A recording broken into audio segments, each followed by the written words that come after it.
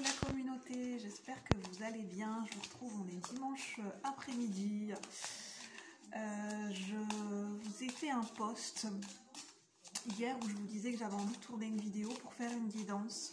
Soit une guidance pour la nouvelle lune, les énergies de la nouvelle lune en poisson, soit une guidance pour avec les énergies, les messages à recevoir. Je laissé guider avec le tarot de la sorcière.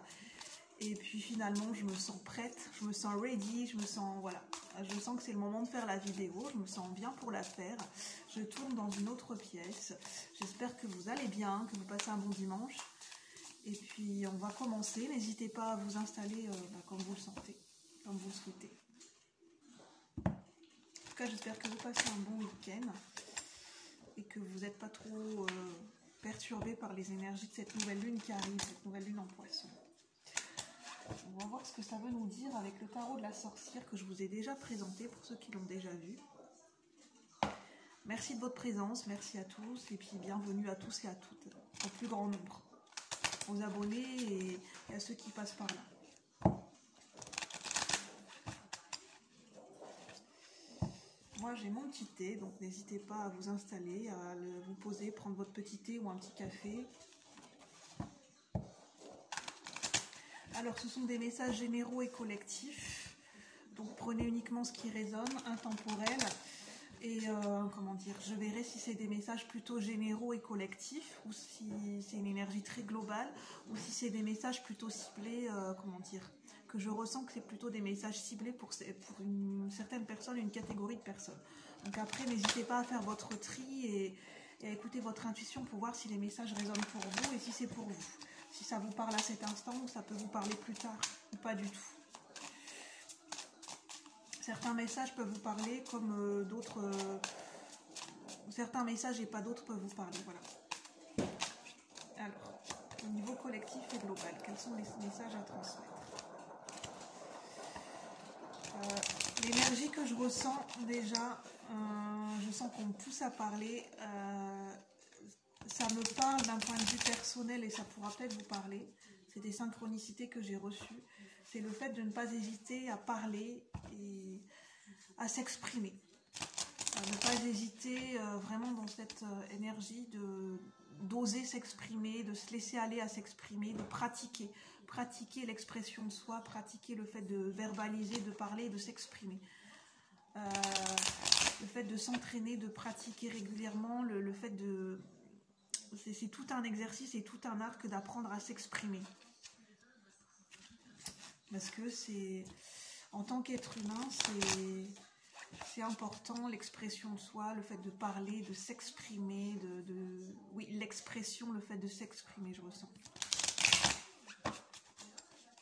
Par rapport à des sujets précis ou par rapport à ce que vous souhaitez ou à un instant T. Qu'après ça devienne comment dire, qu'on soit plus à l'aise, que vous soyez plus à l'aise, qu'on soit plus à l'aise dans l'expression, notamment au niveau verbal, au niveau de la parole. Alors, quelles sont les énergies? Je sens que les cartes veulent parler. Si ça coupe, je prends en deuxième partie de vidéo.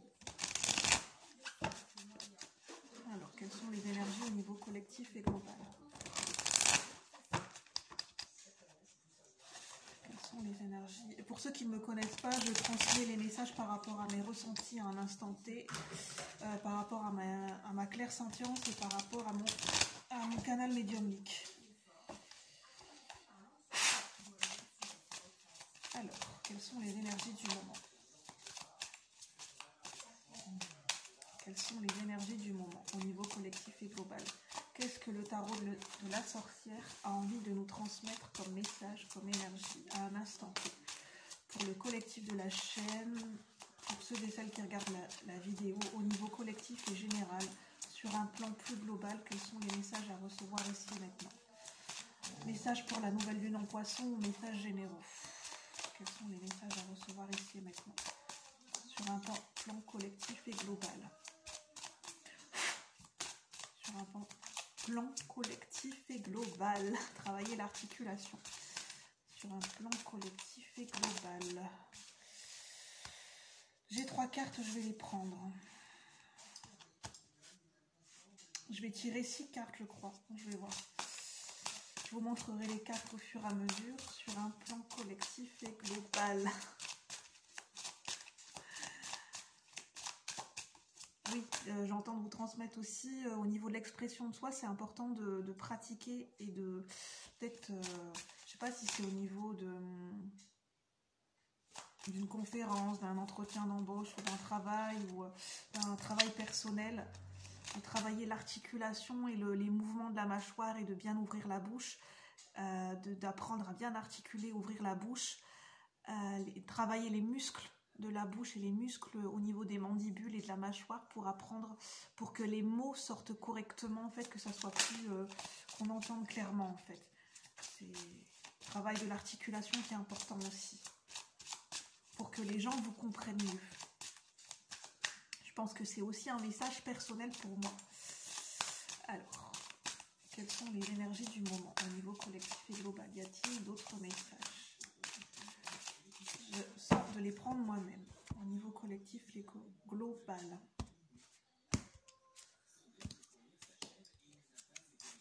Je vais les prendre à l'endroit cette fois-ci, les cartes. Je ressens les prendre à l'endroit. En dos de deck, qu'est-ce qu'on a? Je vais expliquer au fur et à mesure, hein, pour ceux et celles qui ne connaissent pas le tarot. En dos de deck, on a la reine de feu qui représente la reine de bâton. Le bâton, le feu, c'est tout ce qui est l'énergie, la vitalité, la passion, l'action, le mouvement. La sexualité sacrée aussi. La créativité, très important cette énergie de créativité parce que nous sommes dans les énergies de la nouvelle lune en poisson. Nouvelle lune en poisson, le signe du poisson est très relié à la créativité, à l'imaginaire et à l'artistique. Je vous en ai déjà parlé dans une vidéo précédente. Le feu, c'est la flamme intérieure, c'est l'étincelle de vie. C'est vraiment l'étincelle de vie, c'est la pulsion de vie, c'est très important. La vitalité est reliée à la pulsion de vie, à l'étincelle de vie, la pulsion de vie,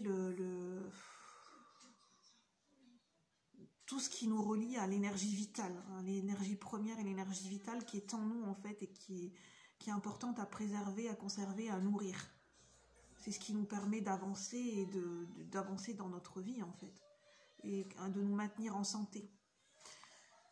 Alors, ça peut être lié à la santé, mais c'est plus l'énergie des deniers, la santé avec la terre.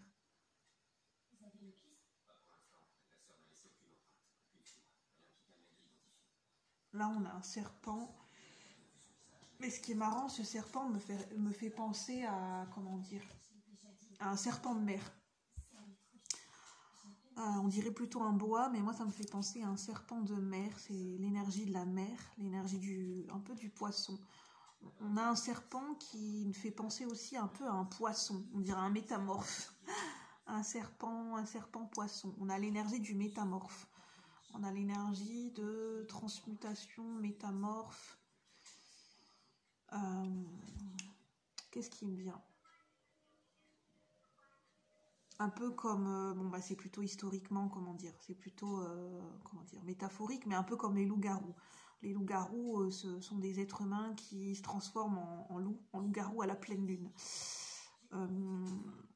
Les poissons sont des animaux métamorphes, j'entends. C'est un peu bizarre ce que j'entends. Les poissons, sont des animaux métamorphes. Qui transmutent l'énergie, qui, comment dire. En fait, ce que je ressens, c'est que les poissons peuvent, symboliquement parlant, peuvent prendre plusieurs formes, en fait, peuvent s'adapter à plusieurs formes, parce que les poissons, c'est fluide. Ça circule de manière fluide, au niveau des nageoires, c'est ça en fait, au niveau de leurs mouvements. Je sais pas pourquoi on m'appelle sur ça. Les nageoires, c'est ce qui, en fait, les nageoires des poissons, c'est ce qui leur permet cette fluidité, cette souplesse au niveau des mouvements en fait, pour avancer de manière, pas de manière comment dire, de manière linéaire, mais ça parle de fluidité de la vie en fait, de souplesse, d'adaptabilité avec les événements de la vie en fait. C'est ça la symbolique du poisson.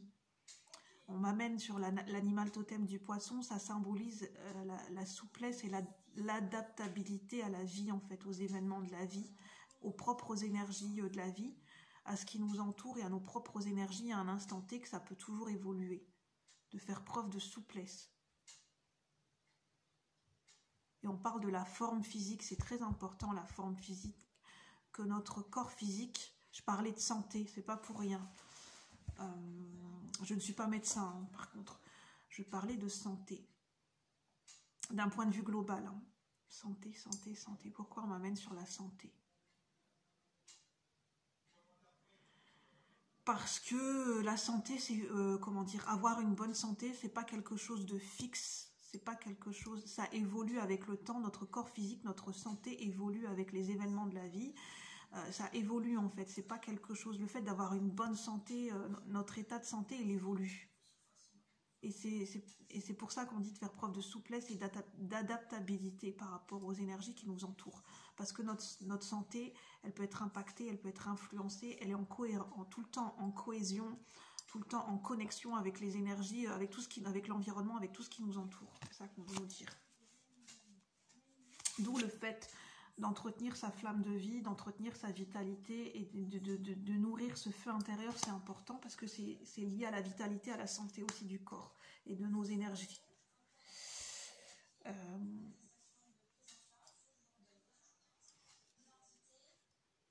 Un peu comme cette reine de feu là, il y a ce serpent qui s'enroule autour d'elle, mais sans pour autant l'étouffer. En fait, elle a, comment dire, ce serpent est enroulé autour de son corps et de son cou, mais il n'est pas en train de serrer. Donc il y a ce jeu à trouver, il y a cette souplesse et cette comment dire,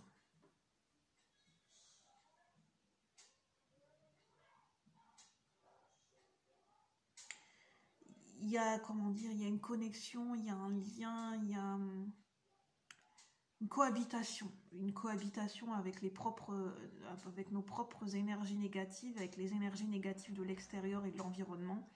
C'est une sorte d'énergie de cohabitation, ça cohabite ensemble en fait. Plusieurs énergies qui cohabitent ensemble. Sans pour autant que chacun a son propre territoire. Il y a une question de territoire qui est importante. Il faut savoir que la reine de feu, on m'appelle beaucoup sur cette carte, donc je vais y rester un petit moment. La reine de feu et le roi de bâton, ce sont deux énergies qui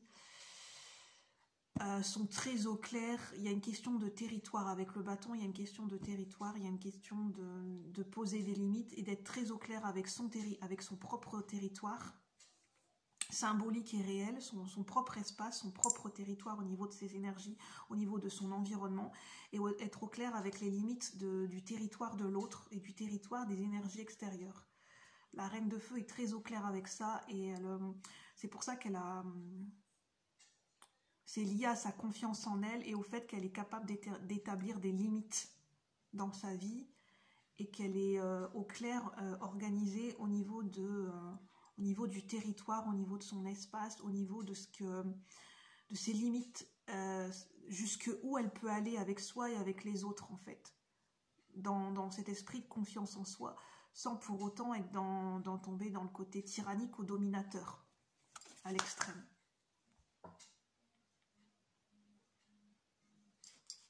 On parle de charisme aussi. Je vais vous montrer les cartes et puis je vais voir ce que ça nous dit. Donc là on a le 7 de terre qui représente le 7 de denier. Le terre, c'est l'ancrage, la vie matérielle, la vie financière, le corps, la santé. Tout ce qui est concret et palpable. Le 7 de terre. Là, ça représente la préparation de la sauge. Alors là, on a la reine d'eau qui est la reine de coupe dans le tarot. On a encore une énergie féminine avec le cygne. Là, on avait le serpent. Pour moi, le serpent d'eau. Serpent de terre, si ça vous parle, ce sont des énergies, des animaux totems qui vous parlent. Et là, on a l'animal totem ou l'animal spirituel, le cygne. On a le roi de terre, on a une énergie masculine.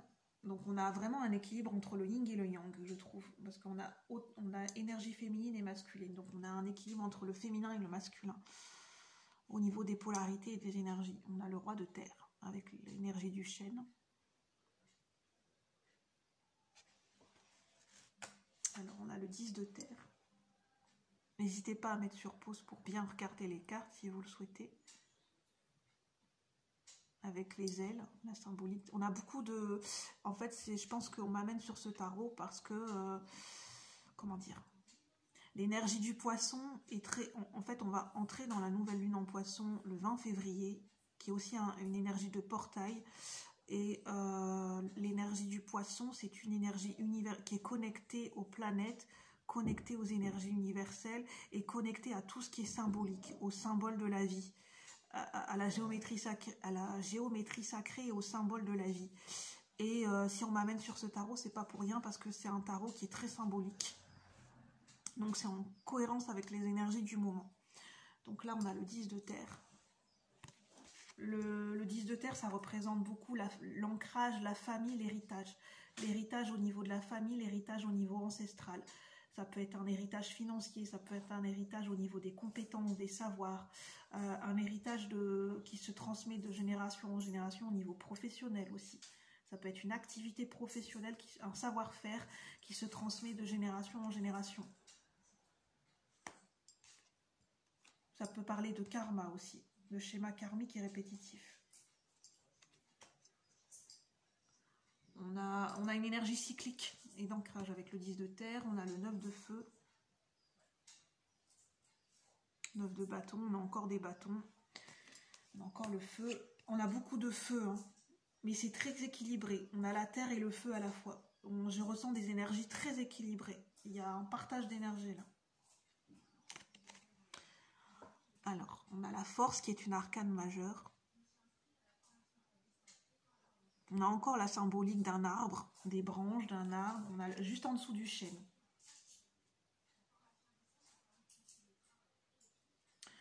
Au niveau global, quand je regarde les cartes de façon globale, ce que je ressens, c'est qu'il y a un équilibre au niveau des énergies, comme je l'expliquais. Et il y a surtout deux énergies pour moi qui ressortent fortement. On a le feu et la terre. On n'est pas purement dans l'énergie du feu, c'est-à-dire dans la passion qui n'est pas maîtrisée, dans la créativité qui part dans tous les sens, dans le feu qui peut être, comment dire, partir dans tous les sens, dans la dispersion d'énergie, dans de la dispersion au niveau des idées, de la créativité, mais surtout au niveau une passion qui peut se transformer en quelque chose d'extrême, qui peut même des fois se transformer. Il faut savoir que le feu, c'est relié aussi à l'énergie de la colère. Des fois, entre une passion, la créativité, ça peut vite se transformer en énergie de la colère. Un petit peu comme là-haut, on dit toujours que l'amour n'est jamais loin de la haine. C'est un peu la même chose. Et là, c'est un feu qui est en arrière-plan. C'est une énergie de feu qui est en arrière-plan. Et je sens que c'est l'énergie de terre qui est plutôt à favoriser. Donc, la terre, l'énergie qui est à favoriser, c'est l'énergie d'ancrage. Une énergie, en fait, c'est la sagesse ancestrale, la sagesse de la terre. Je sens le savoir-faire au niveau de... les énergies qui sont à favoriser, c'est plutôt ce qui est le savoir-faire manuel, le savoir-faire qui est lié à la terre, le savoir-faire qui est concret, qui est palpable. Le fait ça peut être des activités, enfin un travail manuel, le fait de travailler avec la terre, avec les mains. La terre, ça peut représenter beaucoup de choses, hein. Le fait de travailler la matière, d'être bien ancré dans la matière. On parle de savoir-faire, de compétences et de savoir-faire et de pratique. C'est très important ce que les énergies soulèvent en ce moment. C'est la pratique, l'entraînement, l'exercice, mais dans le concret, dans la matière. Le fait de pratiquer, d'ancrer une pratique, d'ancrer une activité, de pratiquer au quotidien et de s'exercer. Mais ça passe par l'ancrage au niveau du corps physique.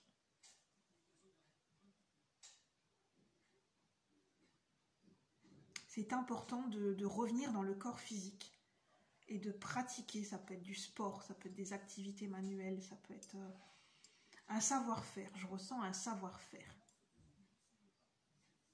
qui peut se transmettre, mais un savoir-faire plutôt manuel, plutôt... je sais pas, on m'appelle, enfin, c'est un message qu'on m'a transmis, donc, comment dire, que j'ai écouté dans une autre vidéo, et ça ressort. C'est peut-être une énergie qui peut peut-être parler à d'autres personnes. On parle de poterie. On parle de la poterie. En fait, on parle de poterie parce que la poterie, c'est une activité qui peut faire du bien parce que ça reconnecte à l'ancrage et à notre corps physique qui est au moment présent et on a plus les pieds sur terre parce que c'est le travail de la matière, parce qu'en fait, il y a le toucher. Il y a le toucher au niveau des mains. Et le fait de toucher avec ses mains la terre, c'est important pour s'ancrer. Je sens qu'il y a des messages aussi pour moi personnellement. Mais ça pourra peut-être parler à d'autres personnes. Je vois ce qui me vient, je me recentre. Je ressens vraiment des énergies très équilibrées, très paisibles, très ancrées, très solides dans la matière, très stables, très posées. C'est des énergies très posées que je ressens. Au niveau de ma clairsentience. Par contre, on a le 9 de feu, on a quand même une étincelle, on a une idée qui germe, un projet, une étincelle, une passion, il y a quelque chose qui prend, il y a une étincelle. Un eureka, une prise de conscience, une idée, une étincelle au niveau d'une passion, enfin, je sais pas, il y a quelque chose. Il y a quelque chose qui prend en fait, comment dire, comme quand on allume une bougie et que la bougie s'allume de suite, comme l'allumette qui prend, il y a quelque chose qui est en train de prendre. Juste en dessous de la reine d'eau.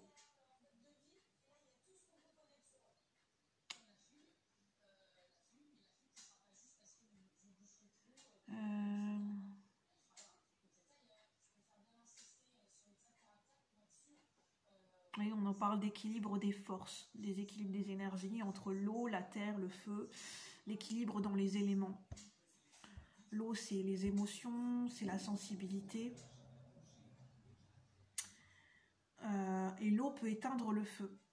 Donc, il y a un équilibre à trouver entre le feu. Le feu, c'est l'action, c'est le yang, c'est le mouvement, c'est les projets, c'est la passion.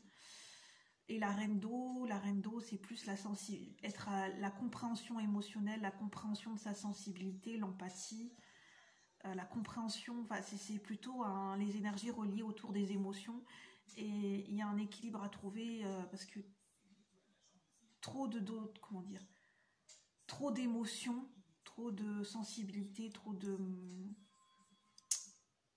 présence d'émotions, ça peut éteindre le feu en fait. Ça peut, au lieu d'attiser le feu, ça peut l'éteindre et ça peut éteindre la créativité, ça peut éteindre le feu, ça peut le mot ne me vient pas. J'ai le ressenti, mais le mot ne me vient pas. Ça peut étouffer. Voilà, une énergie qui est étouffée, qui est réprimée. De l'eau, ça peut étouffer le feu en fait, et le feu ne prend plus.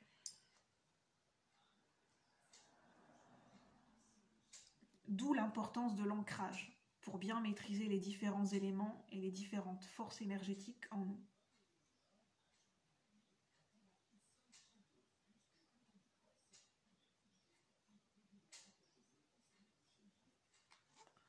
N'hésitez pas à aller voir l'énergie du chêne. Je pense qu'il peut y avoir des messages autour de la symbolique du chêne. Ça nous parle de force, d'ancrage et de stabilité. Il y a vraiment cette énergie de force dans la stabilité et dans la sagesse. Et dans le fait dans la croissance, dans le fait de grandir. Il y a le fait de suivre des étapes et la croissance et quelque chose qui grandit au fur et à mesure. La stabilité naît de quelque chose qui prend son temps, de quelque chose qu'on ancre dans le temps, dans la durée, et le fait de suivre, de suivre étape par étape et par processus. Acquérir une stabilité en soi, émotionnelle, ou une stabilité dans la vie en général, ça demande du temps. Ça s'ancre avec le temps. Pour que ça soit solide et bien ancré, ça demande du temps, de la patience, et ça demande, je parlais de pratique, d'exercice. Après, ça dépend si c'est au niveau professionnel. Développer un savoir-faire, ça demande du temps, ça demande de pratiquer. Ça s'installe dans le temps. La confiance par rapport à ses compétences, ça s'installe aussi dans le temps, dans le fait de pratiquer et de se remettre en question et de toujours essayer et de s'adapter. Je parlais de souplesse et d'adaptabilité en fonction des événements de la vie, en fonction de ce qui se présente à nous. Donc des fois ça demande des réajustements. On nous parle beaucoup de professionnels, on nous parle d'énergie, de travail, de développement personnel, de travail personnel sur soi, enfin d'énergie, pas de travail, de croissance personnelle et spirituelle, mais ça parle aussi au niveau de croissance professionnelle. On nous parle du professionnel aussi, que le personnel est lié au professionnel, que la croissance spirituelle est liée aussi à la croissance professionnelle. Je parlais de patience. Le 7 de terre, c'est l'énergie de la patience, l'énergie du... Parce qu'en fait, le 8 de denier, la carte qui suit, ça nous parle de savoir-faire et de pratique. Et de minutie. Donc, pour être, pour être à l'aise, pour être bien, pour être, comment on peut dire ça ? Pour avoir acquis un certain niveau de compétence, que ce soit au niveau personnel et professionnel, un savoir-faire, pour qu'on soit à l'aise et qu'on soit, aguerri, c'est le mot, qu'on soit aguerri dans cette activité, ça demande de la patience pour que ça s'ancre, pour développer cette croissance et ce savoir-faire.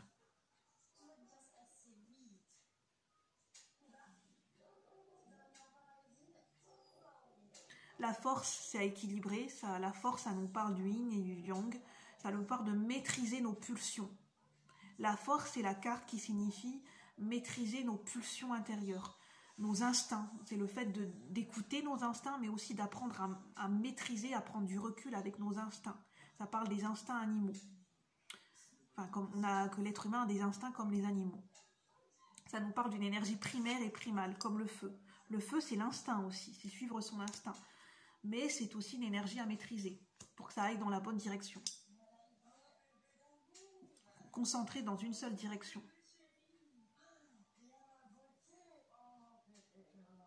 Ça me parle, la force, c'est la symbolique aussi dans Star Wars. On parle de la force dans Star Wars. On dit que la force, l'équilibre de la force est l'équilibre de la force obscure et de la force lumineuse. Que dans la vie, il y a toujours cet équilibre entre l'ombre et la lumière. C'est deux forces qui cohabitent ensemble, mais il y a un équilibre. C'est les opposés qui s'attirent, c'est les forces opposées qui se rencontrent et l'équilibre est formé par l'unité.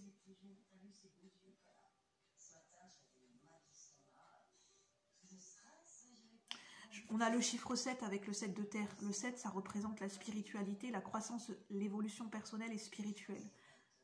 Ça nous parle de cheminement spirituel. Et que tout cheminement spirituel, tout cheminement personnel, de connaissance de soi, de guérison et d'évolution personnelle, ça prend du temps. Ça peut prendre des fois toute une vie. C'est pas quelque chose qui s'installe du jour au lendemain. Et ça demande de faire preuve de patience et d'humilité et de sagesse et de respect et d'estime de soi. Ça demande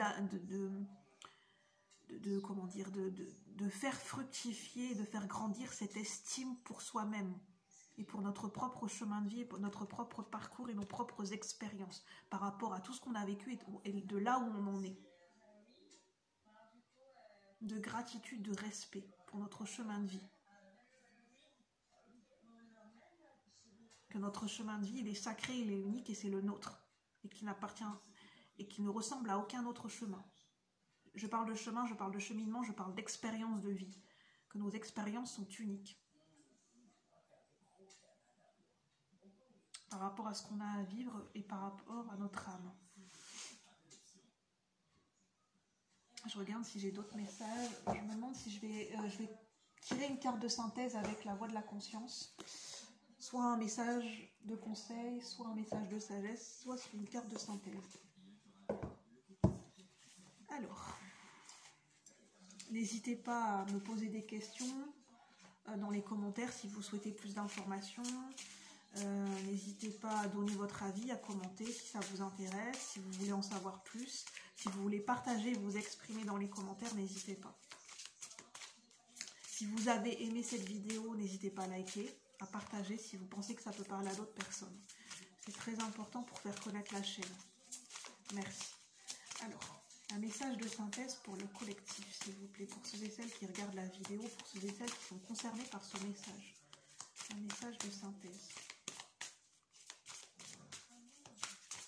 Pour ces énergies intemporelles et ces énergies aussi reliées à l'énergie du poisson. Un message de synthèse au niveau collectif et général. Alors, en énergie de synthèse, on a une carte de la catégorie les portes du cœur et de l'âme. Je parlais d'énergie spirituelle, on est vraiment en plein dedans. On a l'aide du collectif. On parle d'énergie du collectif. On nous parle d'esprit de groupe, d'esprit de solidarité et de s'entraider les uns et les autres.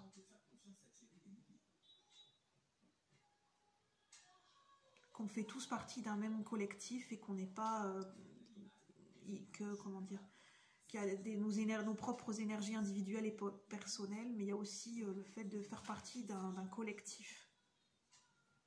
Qu'on est tous reliés à un collectif, à une famille d'âmes en particulier.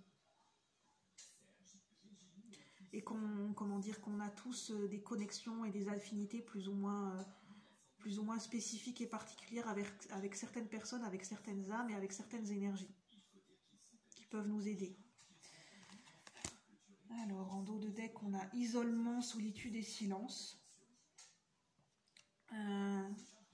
Différentes distinctions énergie entre l'isolement, la solitude et le silence.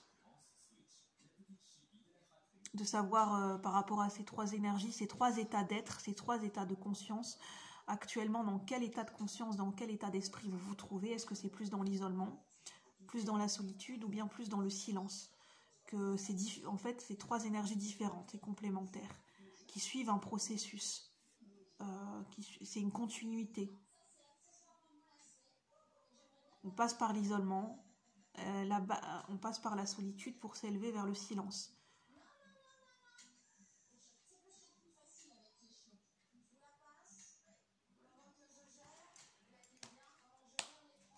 Alors, je vais voir si j'ai d'autres messages pour faire un petit bilan. Je vous remontre les cartes de synthèse, l'aide du collectif. N'hésitez pas à écouter votre intuition. Et le dos de deck.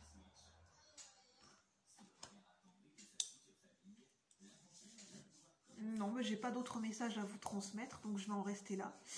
Sur ce, voilà, je vous retrouve pour de nouveaux partages et je vous dis à bientôt. Merci. Bye bye la communauté. Bon dimanche.